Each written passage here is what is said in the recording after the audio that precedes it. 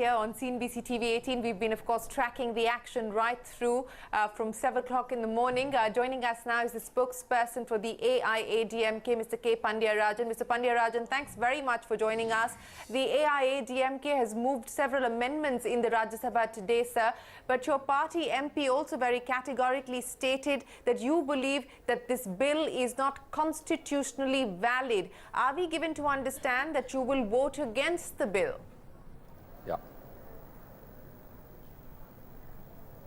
Yeah, sure, as it is, because as you know, even the bill does not represent whatever we were told has been passed in the cabinet, especially this 5 years norm, which they said will have a constitutional commitment, or that they will pay up to 5 years. But now they're saying in this bill, as it got moved, they're saying that the parliament has the authority to reduce this. We don't understand what was the logic behind this. Neither has there been a clarity on the principles by which the compensation gets worked out, nor has there been any listening to what the states unanimously wanted, which is a higher voting percentage representation for the larger states. We wanted it in proportion to the Rajya Sabha representation for each of the states. None of that has been heeded, and it's been just moved because BJP and Congress seem to be, in many senses, completely against fiscal autonomy for the states. We did move quite some distance. AIADMK, as you know, first raised these 10 issues initially when Congress passed this earlier in the parliament. And since then we've been talking about it. 7 issues have been addressed, redressed, but the 3 key issues have just not been addressed at all.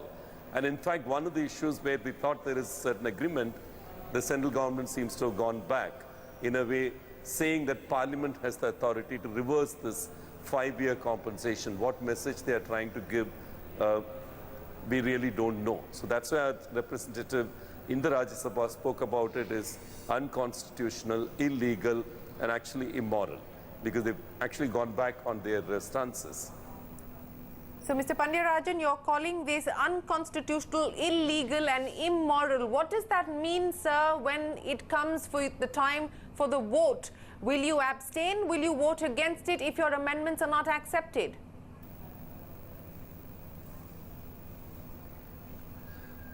As our representative, the head of our Rajya Sabha team, Mr. Navneetha Krishnan, expressed that eloquently in the parliament.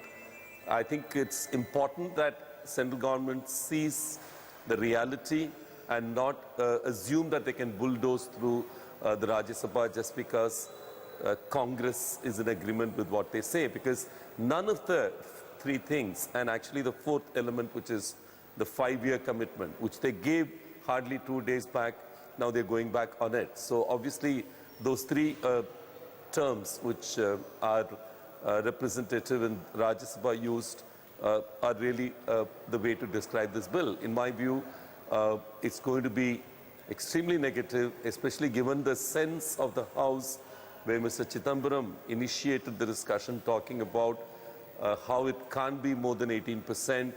His entire argument was based on the consumers and on the industry. Here are state governments which are origin states, exporting states, which will stand to lose one hell of a lot. You have to have India moving together as a whole.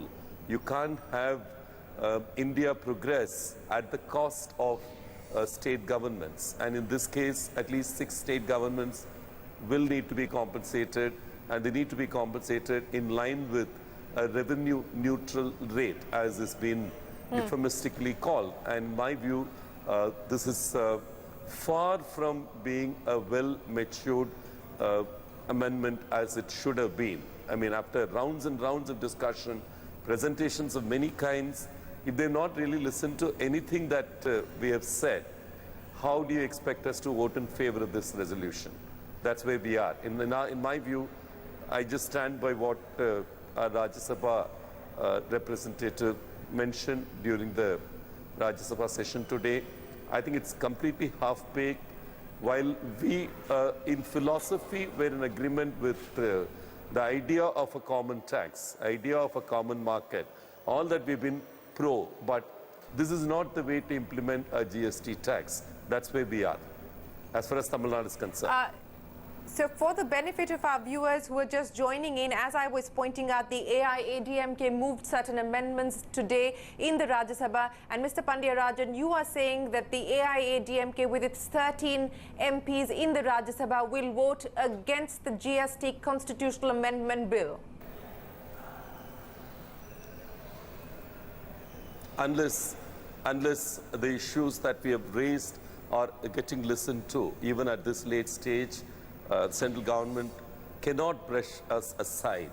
And if they think that Congress and BJP together can pass this bill, yeah, sure, they may in the Rajya Sabha, but it will have serious serious issues for the national fabric of togetherness. In my view, I don't think they should do this at all. In my view, the whole commercial taxes for Tamil Nadu, which is almost 2/3 of our own income, will stand to get redefined dramatically. And we do not buy the argument that what we gain in terms of service tax component can offset what we tend to lose from all other taxes put together. Already we've been discriminated against by the latest Finance Commission, reducing the percentage of sharing from the central government on all the taxes which go to them, especially service tax and excise, customs and all other taxes which go to the central government kitty and get divided back. We've lost almost 1%, roughly translated 2,200 crores per year is what we're losing.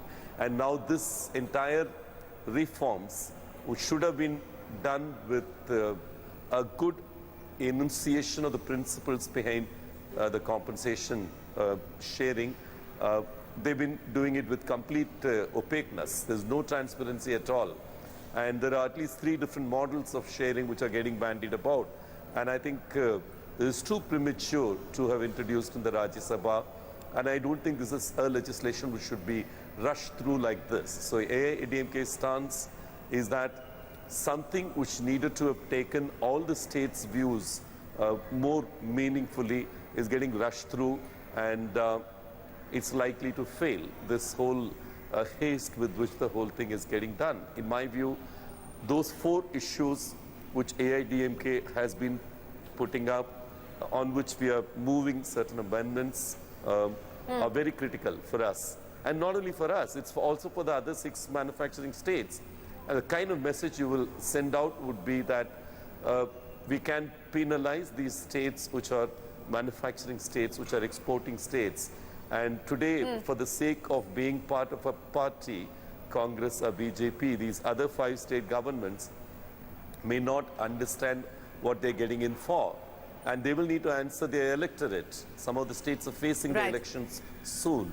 And to my mind, no sensible origin state can go with a model like this. And a model like this can be seriously impeding the states of this kind. Yeah.